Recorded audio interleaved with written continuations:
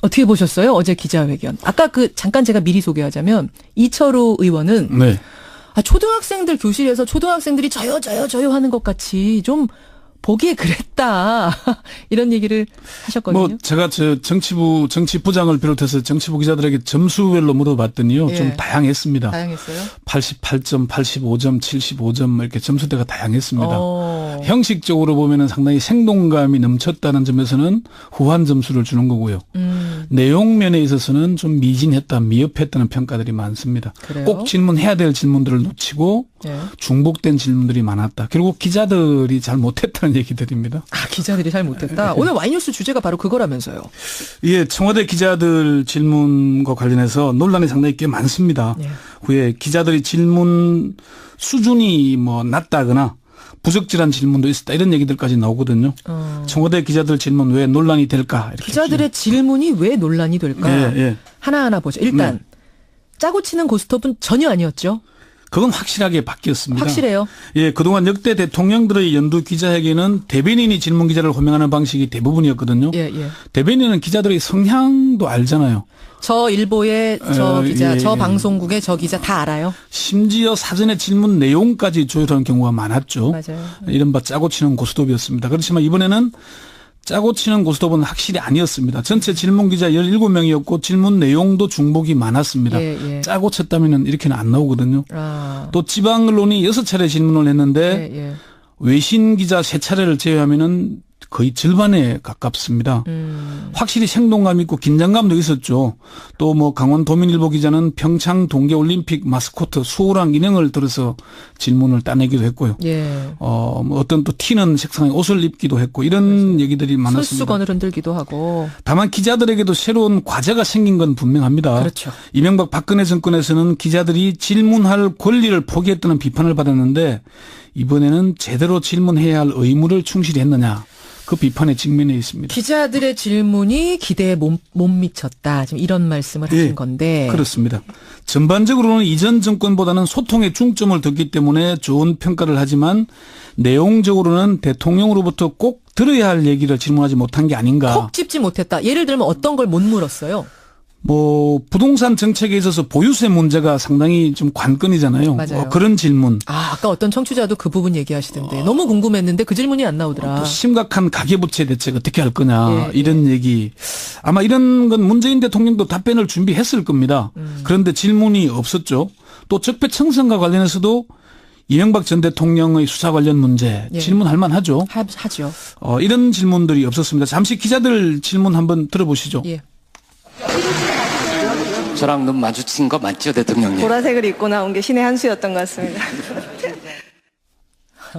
이런 것들. 그러니까 이런 좀 질문에서 안 해도 될 얘기들 또 시간을 좀 잡아먹기도 했는데 이런 얘기들이 좀 있었습니다. 또 그걸 좋게 얘기하자면 자유로운 분위기였다. 네. 이렇게 웃음도 터지고 이렇게 볼 수도 있지만. 생동감 있는 건 맞지만은. 그럼 평가하기 나름인 것 같은데 어쨌든 조선비즈의 박정엽 기자는 지금도 주요 검색어가 되고 있더라고요. 그렇습니다. 박정엽 조선비즈 기자의 질문과 문재인 대통령의 답변 잠시 들어보시죠. 예. 최근에 이제 많은 안 좋은 댓글들이 달리는 경우가 많은데요. 지지자분들께서 좀 보내시는 그 격한 표현이 많이 있는 것 같습니다. 전하실 말씀이 있으신지 궁금합니다. 담담하게 생각하시면 되지 않을까 싶습니다. 너무 그렇게 예민하실 필요는 없지 않은가 그렇게 생각을 합니다. 예. 제일 화제의 질문이었어요. 그러니까 문재인 대통령이 자기처럼 많은 악플 받아본 사람도 없을 거다. 정치하는 내내 그렇게 시달린다. 언론도 그렇게 생각해라는 것인데 특히 박정엽 기자는 자신이 질문하고 자신의 이름을 직접 거명하는 기사를 또 자기 실명으로 출고하기도 했어요. 이렇게 질문하면 통상 다른 기자들이 기사를 써주고 하는데 본인의 이름으로 써서 또 그러다 보니까 관심사가 지금 되고 있는 그래서 아마 주요 검색어에 오르내리고 하는 것 같고 언론도 사실은 비판으로부터 자유로울 수 없잖아요. 그렇죠. 때로는 비난도 있고 비판도 있지만 그걸 감내해야죠. 그렇죠. 예. 칭찬받을 땐 칭찬받고 비판받을 땐 비판받고 담담히 받아들이고 이렇다는 얘기인데 권영철 기자한테 그럼 제가 질문하겠습니다. 예. 꼭 질문해야 할 내용을 어떻게 꼭 질문합니까? 어떻게 해야 되는 거예요? 국민들이 가장 궁금해해야 할 질문이거나 아니면은 대통령이 난처해야 할 질문을 저는 했을 것 같습니다. 어제 기자회견 직후에 기자들의 질문 수준을 비판하거나 비꼬는 글들이 엄청나게 쏟아졌는데요. 기자들의 질문 수준을 높여야 한다는 그런 내용이었잖아요. 저에게 질문 기회가 왔더라면은 두 가지 중 한 가지를 선택했을 것 같습니다. 뭐요? 첫 번째는 송영무 국방장관과 관련된 질문을 했을 것 같고요. 두 번째는 영화 1987과 관련된 질문을 했을 것 같습니다. 송영무 국방장관이라고 하면 그럼 아랍에미레이트에 대한 질문 말씀하시는 거예요? 그것뿐만 아니고 여러 가지 헛발질을 많이 했잖아요. 취임 이후에. 그리고 설화에도 많이 시달렸습니다. 김관진 안보실장의 구속 적부심 석방을 잘된 일이라고 했다가 또 논란을 빚기도 했고 이런 거 관련해서 이런 국방장관과 계속 일할 생각이냐 저는 이런 질문을 했을 것 같고요. 아, 그런 날카로운 질문이 있었어야 된다. 또 영화 1987과 관련해서는 대통령이 영화 관람을 하는데 눈물을 흘리는 장면을 누군가가 찍었어요. 그걸 청와대가 홍보를 했습니다. 맞아요. 그러면 그 영화 사진 찍는 사람은 영화 안 보고 대통령 봤다는 얘기잖아요. 그건 좀 지나치게 좀 너무 연출적인 냄새가 나지 않느냐. 아, 홍보하려고 일부러 찍은 거 아니냐 이것도 물어보고 싶으셨어요? 너무 이미지 정치하는 거 아니냐 그런 비판이 있는데 이게 지금 뭐 자유한국당 김성태 원내대표도 그런 얘기를 합니다. 그 영화 보고 눈물 흘리는 장면은 너무 식상한 연출 아니냐는 비판을 하더라고요. 그런 점은 좀 그 귀담아 들을 필요가 있지 않느냐는 질문을 저는 했을 것 같습니다. 근데 지금 난처한 질문도 했어야 된다라고 하시는데 어제 난처해야 할 만한 질문도 좀 나오지 않았어요? 그렇게 난처할 질문은 없었고요. 제가 보니까 가장 난처한 질문이 아마 한겨레 신문 김보엽 기자의 UAE 관련 질문이었을 것 같습니다. 김보엽 기자도 계속 검색어에 오르고 막 그러던데요. 근데 본인이 한겨레 소속 김보엽의 이름을 안 밝히고 질문을 바로 했거든요. 그 대목이 아마 좀 예의가 없었다 이런 얘기 들린 것 같은데 그 질문 중에 좀 저는 관심이 갔던 게 이전 정부에서 체결한 협정 중에 국민의 안전과 생명을 위협하는 협정이 있었는지 이런 질문을 한 거거든요. 그래서 문 대통령이 조금 고심하는 장면이 잠시 보이기도 했어요. 그런 장면들. 그래서 뭐 어쨌건 그 전혀 공개되지 않고 있다. 그리고 외교 관계에 있어서 그런 약속조차도 지켜져야 한다. 흠결이 있다면 나중에 보완하고 공개하겠다 이렇게 답변을 하고 넘어가긴 했는데 이런 좀 난처하고 날카로운 질문들이 좀 부족했다. 이런 얘기들이 있는 거죠. 그러면은 권영철 기자는 김보엽 기자 그 질문은 난처한 질문, 대통령이 들어야 할 만한 질문 중에 하나다. 이거 이 정도는 후한 점수 주시는 거고. 그렇습니다. 그래요. 박노진님 기자들도 공부 좀 해야죠. 독자 입장에서 꼭 궁금한 것들을 미리 좀 취재했었어야 된다. 이런 의견들 꽤 많이. 그거 좀 귀담아 들어야 되고 사실은 기자들이 가장 교본으로 삼을 만한 게 1996년이었던 걸로 기억하는데요. 클린턴 대통령이 방문해서 김대중 대통령과 정상회담을 한 뒤에 기자회견했잖아요. 미국 기자들이 뭘 질문했는지 아십니까? 미국 기자들이 클린턴 대통령에게 뭐 질문했습니까? 레윈스키 스캔들 질문만 했습니다. 한미 관계 질문 안 했습니다. 미국 정가에서 관심이 가는 문제, 미국 국민들이 궁금할 문제만 질문했던 거죠. 그러니까 좀 대통령에게 기자들이 욕을 먹더라도 난처한 질문, 꼭 물어봐야 될 질문을 해야 됐는데 잘했다는 말씀이신 거예요? 기자들은 쓴소리 들어도 그런 얘기 해야 됩니다. 한미 정상회담이 주였는데도? 그러니까 그랬다는 건데 그게 꼭 반드시 옳다는 건 아니지만은 기자들은 비판을 받더라도 대통령이 난처한 질문도 해야 된다. 그 말씀을 다시 뒤집자면 제일 궁금해하는 걸 물어라. 그런 말씀. 여기까지. 여러분의 의견 고맙습니다. 권영철 선임 기자 수고하셨어요. 네. 그래서 보유세 문제가 상당히 좀 관건이잖아요. 맞아요. 그런 질문. 아까 어떤 청취자도 그 부분 얘기하시던데 너무 궁금했는데 그 질문이 안 나오더라. 또 심각한 가계부채 대책 어떻게 할 거냐 이런 얘기. 아마 이런 건 문재인 대통령도 답변을 준비했을 겁니다. 그런데 질문이 없었죠. 또 적폐청산과 관련해서도 이명박 전 대통령의 수사 관련 문제 질문할 만하죠. 하죠. 이런 질문들이 없었습니다. 잠시 기자들 질문 한번 들어보시죠. 저랑 눈 마주친 거 맞죠, 대통령님? 보라색을 입고 나온 게 신의 한 수였던 것 같습니다. 이런 것들. 그러니까 이런 뭐 좀 질문에서 안 해도 될 얘기들 또 시간을 좀 잡아먹기도 했는데 이런 얘기들이 좀 있었습니다. 또 뭐 그걸 좋게 얘기하자면 자유로운 분위기였다. 이렇게 뭐 웃음도 터지고 이렇게 볼 수도 있지만 생동감 있는 건 맞지만은 그럼 뭐 평가하기 나름인 것 같은데 어쨌든 조선비즈의 박정엽 기자는 지금도 주요 검색어가 되고 있더라고요. 그렇습니다. 그 박정엽 조선비즈 기자의 질문과 문재인 대통령의 답변 잠시 들어보시죠. 최근에 이제 많은 안 좋은 댓글들이 달리는 경우가 많은데요. 지지자분들께서 좀 보내시는 그 격한 표현이 많이 있는 것 같습니다. 전하실 말씀이 있으신지 궁금합니다. 담담하게 생각하시면 되지 않을까 싶습니다. 너무 그렇게 예민하실 필요는 없지 않은가 그렇게 생각을 합니다. 예. 제일 화제의 질문이었어요. 그러니까 문재인 대통령이 자기처럼 많은 악플 받아본 사람도 없을 거다. 정치하는 내내 그렇게 시달린다. 언론도 뭐 그렇게 생각해라는 것인데 특히 박정엽 기자는 자신이 질문하고 자신의 이름을 직접 거명하는 기사를 또 자기 실명으로 출고하기도 했어요.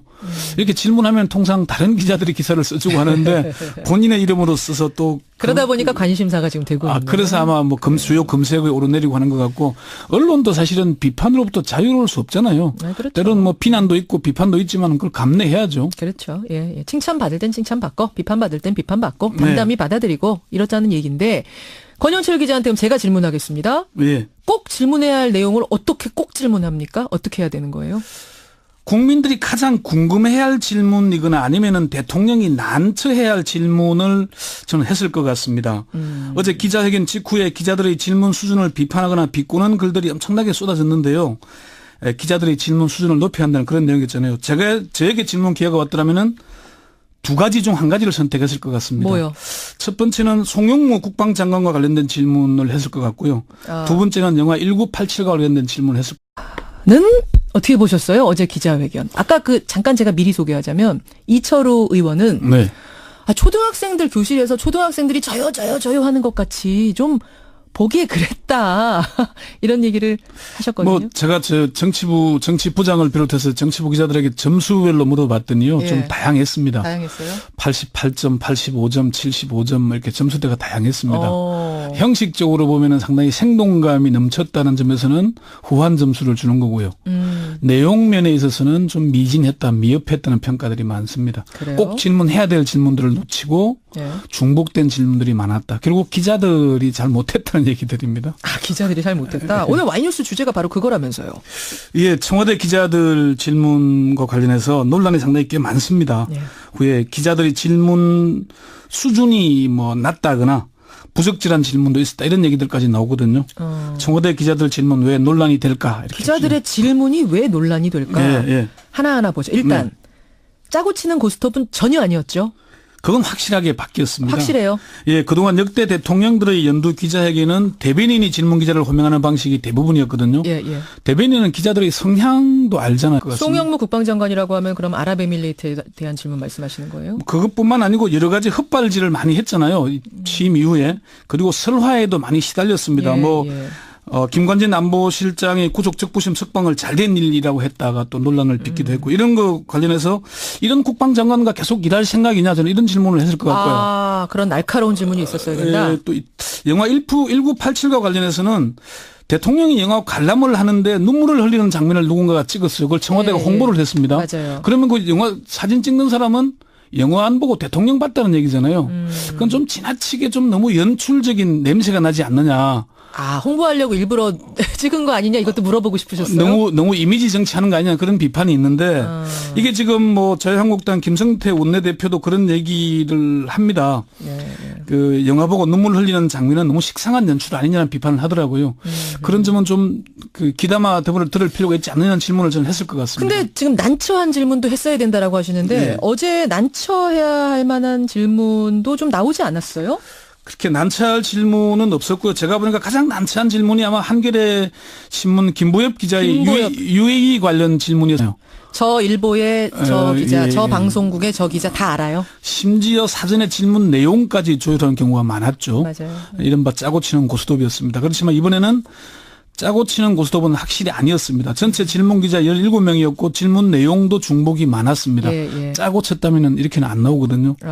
또 지방 언론이 6차례 질문을 했는데 외신 기자 3차례를 제외하면은 거의 절반에 가깝습니다.